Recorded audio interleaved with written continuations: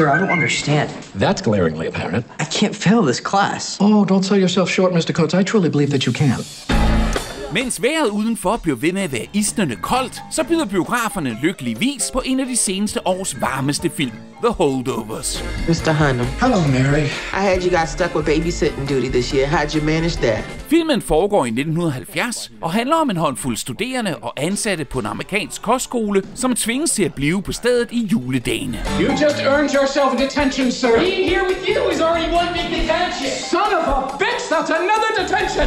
Det er blandt eleven Angus Tully, kokken Mary Lamb og underviseren Paul Hunham. You're gonna get me fired. This is your Rubicon. Do not cross the Rubicon. Tre umiddelbart meget forskellige mennesker, som dog alle sammen døjer med ensomhed og en bitterhed over for verdens uretfærdighed. Do you think I want to be babysitting you? No, I was praying your mother would pick up the phone, or your father would arrive in a helicopter or a flying saucer. My father's dead. You don't tell a boy that's been left behind at Christmas that nobody wants him? What's wrong with you? Men sammen får de isen om deres hjerter til at tø en smule op. I find the world a bitter and complicated place, and it seems to feel the same way about me. I think you and I have this in common. Og læreren Paul Hunham spilles af Paul Giamatti, der som altid er fremragende. Og The Holdovers er vel at mærke instrueret af Alexander Payne, som for 20 år siden lavede et andet eminent komediedrama med Giamatti, Sideways. These girls want to party with us. If they want to drink Merlot, we're drinking Merlot. No, if anybody orders Merlot, I'm leaving. I am not drinking any Merlot! Siden da har den Oscar-belønnede Payne lavet en masse pragtfulde og prisbelønnede film, inklusive Nebraska. Come on, have a beer with your old man. Be somebody. Og The Descendants. What's up, bro? Don't ever do that to me again. Men det lykkedes altså ikke for Payne og Giamatti at finde et nyt projekt at samarbejde på, før nu. Let's roll. Og The Holdovers er helt på højde med Sideways. Rørende, skideskæg. History is not simply the study of the past, it is an explanation of the present. See, when you say it that way and throw in some pornography, it's a lot easier to understand. Vanvittigt flot og ekstremt velspillet. Keep your head up. All right. Yeah, I was going to tell you the same thing. Og vi talte for nylig med en exceptionelt veloplagt Giamatti. How are you? Good, how are you? I'm great. This is a huge pleasure for me, a huge honor, actually. Likewise. Og det var vel at mærke et par uger før hans fuldt fortjente Golden Globe-sejr. It's a movie about a teacher. I play a teacher in it. My whole family, they're teachers. All of them, going back generations. Teachers are good people. Gotta respect them. They do a good thing. It's a tough job, so this is for teachers as well. Thanks, guys. Thank you. I know you and Alexander Payne have obviously been looking for movies to work on together ever since Sideways, but obviously it's been 20 years, but did it still feel like you were almost stepping directly off from the vineyard and into the classroom as if no time had passed at all? Yes, it didn't feel like, it did not feel at all like there was that much time between them. No, it's kind of shocking to think that it's been 20 years. But it was very easy to go right back into doing another thing with him, for sure. You have almost like a telepathic shorthand, I guess. Kind of, yeah. We don't really talk very much about it, you know? It just kind of happens. It's nice. All right, you fetid layabouts. Stay like in the swamp. I love your character. I love the character of Paul. Actually, it's funny that he's actually called Paul also in the film as well. But and I want to say sorry for using a bit of profanity here. I guess it's okay because the film also, of course, uses a lot of profanity as well. You stole my fucking cigarettes. It's fucking Greenland in here. Fuck'd you just say to me? Don't fuck it up for the little asshole. And the character is often referred to as kind of an asshole. No, he was a great kid. I had him one semester. Very insightful. He hated you. He said you were a real asshole. Well, like I said, sharp kid, insightful. And I really hope this doesn't sound like a backhand compliment, but I would really say that you really perfected playing the irresistible, charming, lovable asshole in movies. Oh, God, no, I take that as a great compliment. You want me to come down there so you can kill me? Yes! Are you completely corrupt? No, not completely, no. You're a real son of a bitch. Oh, a lot of people hate me. Sir, I think we just hit a kid. I'm on the phone. You got kicked out of Harvard for hitting a guy with a car? By accident. And I actually think this guy is actually I like this guy, and I think he's actually, underneath it, really not a bad guy, and I like him, yeah. Definitely, but that's what I feel about a lot of these characters that you play, that they may seem, a bit cynical, sarcastic, and brittle, but underneath that, there's a lot of humanity, there's a lot of truthfulness, a lot of real humor. But what is the charm and challenge in playing those kind of characters that maybe have that sort of ice-cold Scrooge-ish cover, but they have all that humanity underneath? Yeah, I suppose. I actually kind of think all three of the people in this movie are sort of Scrooge. I think they all need to sort of change a little bit. I don't know, it's in the writing and things like that. It's an interesting thing to do. I mean, I have a lot of sympathy for people who are, complicated people and things like that. That's all he really is, Alexander said the other day there's a difference between niceness and kindness. He may not be nice, but he's kind. And that's actually maybe more important. Hey there, handsome. You want a date? We're finally getting to the good stuff. I mean, the engine, the heart of this film is very much your character's relationship with Dominic's character. And I find it so amazing that this is his very first film. He's never acted in front of a camera before. Never done it. I wanted to hear, did you also take on a sort of mentor's role behind the camera as well? No, I mean, not really. I liked the kid a lot, and so I liked being around him, but he didn't really seem to need much help. He was remarkably calm about it and very he was just soaking it up in a lot of ways. And so it was just fun to be around him and fun to be around somebody who was discovering all this stuff for the first time. But the three of you have such an amazing chemistry. Is that something that was there right from the start or grew organically through the shoot? No, I mean, it grows deeper, but it's from the start. I mean, actors, that's your job, really, is to have chemistry with people. So it's you come in and try to find it. And, it was not a problem with this. We all just were immediately, he hires the right people to put together. He's smart that way. And then it just gets better as it goes along. Yeah. And one of the things I love about Alexander's movies is that, of course, they have so many great lines, and so many lines that I guess you really love delving into as an actor. Speed! Without sufficient exercise, the body devours itself. But is there a certain pleasure in deliciously, profanity-rilled, one-liners life's like a hen house ladder. Shitty and short. Yeah, absolutely. No, and the guy, it's funny to hear this guy who's generally talking in this very elevated way then get really profane like that is funny.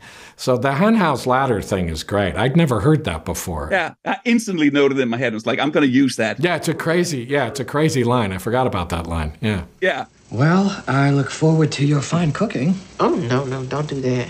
All we've got is whatever's in that walk-in. No new deliveries till January.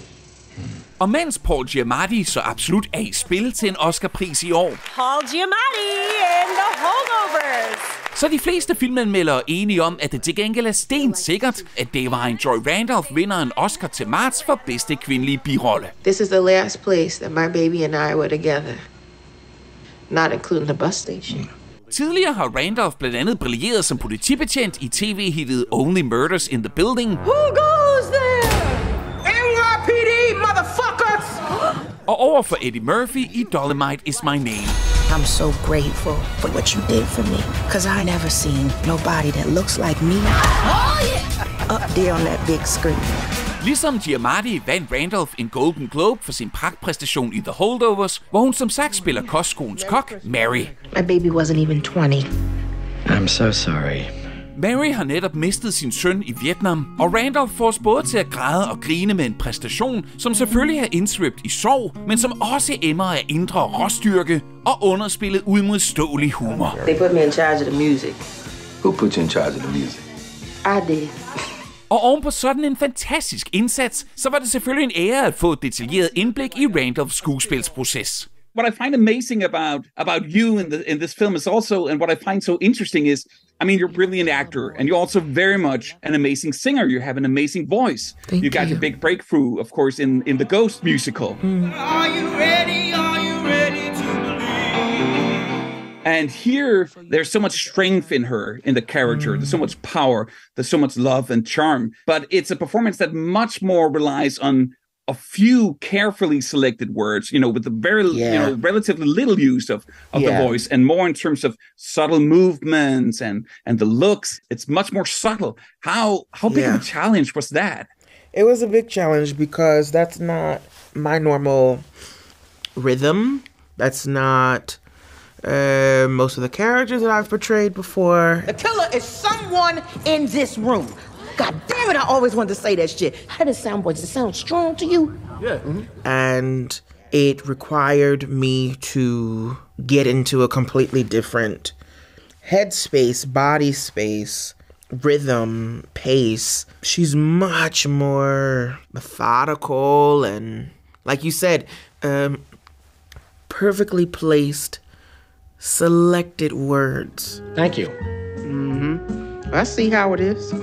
But then also in that, you can't make a meal out of it. Do you know what I mean? Yeah. And actually what I found was the most interesting about her is that some of the most profound things she said it like it was throwaways. Like, oh, you can't even dream a whole dream, can you? Why not just read a book? I'm not sure I have an entire book in me. You can't even dream a whole dream, can you? When I'm reading it, I'm like, whoa, that's so deep. Let's make it like, you can't dream. And it's like, no, she's just, you can't dream a whole dream, can you? So that required me to do a certain amount of work on my part and research and create a world, a visceral, sensory world for myself to disrupt my pattern to adapt to hers. And so some of those things was through the smoking, through the dialect. I don't need you feeling sorry for me. Rich and popular combination around here. Through how she looked, through the cooking, through becoming comfortable with not being so talkative. Just in general, even that element was something that I would say I brought home. Of everything, that was the one thing I brought home with me at night to night, of this idea of, because that was probably not the hardest, but the biggest thing that was different from me. I talk very fast, and I am a Gemini and a Taurus, so there's 1,000 things going on. And so I really tried and had to maintain that throughout the process of filming, this idea of taking one's time, slowing down the meter, and being comfortable with being quiet and sitting in one's thoughts. And so it's quite interesting because in many senses, it's almost like for me, in my process, it felt like I was doing 2 movies at once. One, which is like, the normal talking and dialogue and all that stuff. And then another one, which was, I feel like I was a silent movie actress. The writer, David, his writing changed. So in the script, it looked like a movie script. And then when it came to these like silent movie moments, it became a narrative, almost prose-like, and in great detail of merely the atmosphere and that she's somewhere in it. And so it was the collaboration of the exceptional props department of filling this place in such a way where I had a very filled world. I mean, I could literally open a drawer and the drawer was filled with stuff that you never saw, but it was everything that I needed. I never asked for it. It was just there. I've never experienced anything like that to that degree. And so then when I was doing these silent scenes, it would sometimes be as simple as, okay, so there'll be a table in front of me. There's puzzle pieces all around. There's a mug and there's cigarettes. Put the puzzle together, right? And sometimes we would shoot the scene for 30, 40, even an hour sometimes. And I had to fill that. And so how I tried to do it was acquaint myself with everything in the room to know what is available to me. And then I created an inner monologue for myself in hopes that in me thinking internally, that would then read for you guys to pick up on it. Because I didn't want to be over the top, but I instinctually knew that if I think it, you could pick it up. And what you were supposed to pick up is specific to each individual viewer. And so I just let go in that regard and let that play out, as it were. And it's been fascinating to see and people sharing with me of what things they saw and resonated with, in particular to those silent moments. 10 minutes, ladies. please. I actually felt like, but as soon as the film ended, I was like, I want to see another movie about Mary. I want to see her get like a spin-off or a sequel, you know. She can come back the next Christmas, meet new friends, you know. Oh, that's lovely. Make, you know, share more new wisdom and make some new, you know, delicious dishes from what's, you know, in the school fridge, you know. Yeah. You could call it like the holdovers to the leftovers. Ooh. You know? Yeah. You're onto something. Thank you, Mary. You're welcome.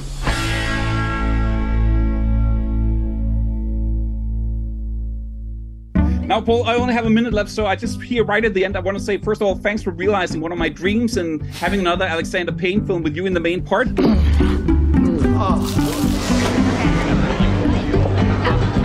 But then also, I'm a huge Star Trek fan like you, and I couldn't help but notice that I've seen a lot of interviews where you've said that you really love playing a Klingon. As an actor, is there a science fiction story you'd like to see made that you'd like to be in? You know, my dearest wish in the world as a child and until this moment was to be a Klingon.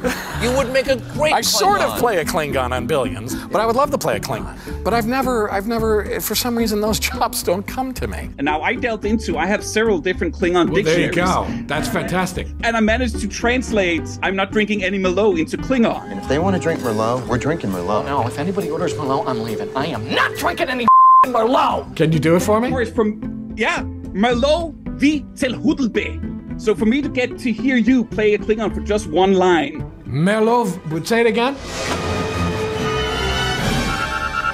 Sir, a Klingon bird of prey is decloaking off the port bow. What? The Klingon ship is hailing us. On screen. Merlot vite ter Hodelbe. Can you translate it? I'm attempting to do so. I am not drinking any Merlot. What? Merlot vite ter Hodelbe.